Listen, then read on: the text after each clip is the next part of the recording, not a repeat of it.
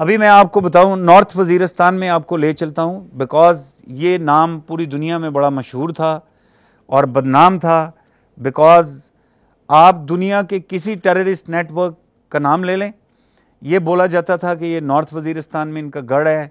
क्या वो अलकायदा, क्या वो TTA, TTP, ETIM, IMU, किसी दुनिया के नेटवर्क का नाम ले लें, वो इधर उनका वजूद था और ये रिपोर्ट भी हो रहा था।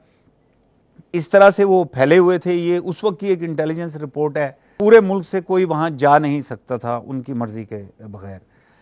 फिर ये ऑपरेशन स्टार्ट हुआ और ये एक लार्जेस्ट कॉन्सेंट्रेशन ऑफ फोर्स थी ऑपरेशन कैरी आउट करने के लिए। और आपको मालूम है किस तरीके से ऑपरेशन स्टार्ट हुआ। एक घेरा लगाया गया, बल्कि लेयर्स में घेरे लगाए गए, और उसके बाद तमाम लोगों का वहाँ से इनखला हुआ। उनको उनके लिए कैंप बनाए गए बनू में और बका खेल में, उनको मूव किया गया।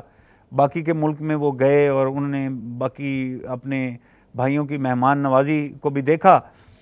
और फिर इनको निकालने के बाद ऑपरेशन स्टार्ट किया गया।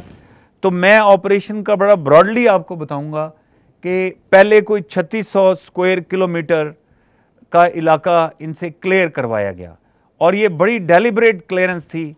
और आपको पता है, मैं एंड में आपको बताऊंगा कि इसके लिए कितनी जानी, माली और एफर्ट के लिहाज से कुर्बानियां दी गई। यहां तक जब इलाका क्लियर किया गया तो इधर से बहुत सारे दहशतगर्द निकल के खैबर एजेंसी की तरफ चले गए।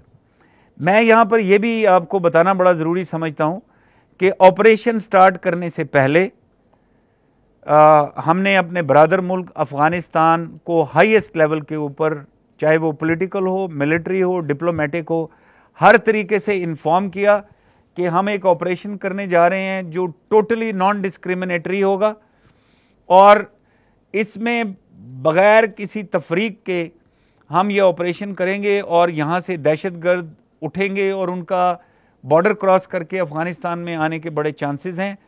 सो आपसे बड़ी गुजारिश है कि आप इनको वहाँ रोकें, इनको पकड़ें, इनको मारें, इनको हमारे हवाले करें, और जिस तरीके से भी आप डील करना चाहते हैं। और इसी तरह हमने उस वक्त जो ISAF थी, अभी वो रेजोल्यूट सपोर्ट मिशन हो गए, उनको भी बताया कि हम ये ऑपरेशन करने जा रहे हैं, तो आप अपने जितने भी इसेंशियल एक्शंस हैं वो ले लें। वो नहीं हुआ, वो बड़ा अनफॉर्चुनेट था, उसकी उनकी जो भी रीजंस थी, लेकिन अगर वो हुआ होता तो आज उसका भी बहुत ज़्यादा एक इम्पैक्ट होता। बहरहाल यहाँ से दहशतगर्द थ्रू अफ़गानिस्तान खैबर एजेंसी गए। फिर आपको याद होगा कि ऑपरेशन खैबर 1 और खैबर 2 किया गया, और ये भी ऑपरेशन एक तकरीबन 1.5 डिवीजन फोर्स यहाँ भी यूज़ की गई। और ये भी वो इलाके थे जहाँ पे एक हिस्ट्री थी और एक मिथ थी कि आज तक इन इलाकों में कोई नहीं जा सका। उन इलाकों में फ़ौज ने जाके कुर्बानियाँ दी और वहाँ के अवाम ने कुर्बानियाँ दी, और इन इलाकों को खाली करवाया गया।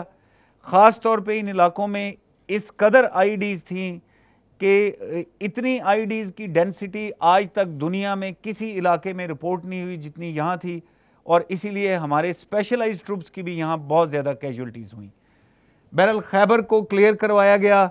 कोई तकरीबन 2400 स्क्वायर किलोमीटर का इलाका था जिसको स्टेट के कंट्रोल में लाया गया।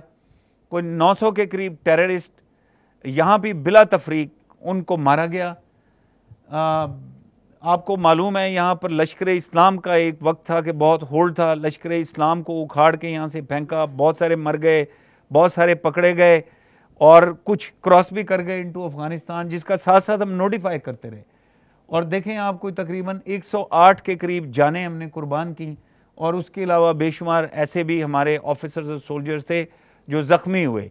और जब मैं आपको कहता हूँ ज़ख्मी हुए, आप मेरे साथ चलें AFIRM में, इधर साथ ही MH में, उनमें से बहुत सारे ऐसे साथी हैं जो बग़ैर टांगों के, बग़ैर हाथ के, अपनी बिनाई कुर्बान करके वो आज इस AFIRM में और MH में मौजूद हैं, और वो तमाम इस मुल्क के लिए कुर्बानी दे के आज बड़े फ़ख्र के साथ जब भी आप जाएं तो वो आपको बताते हैं।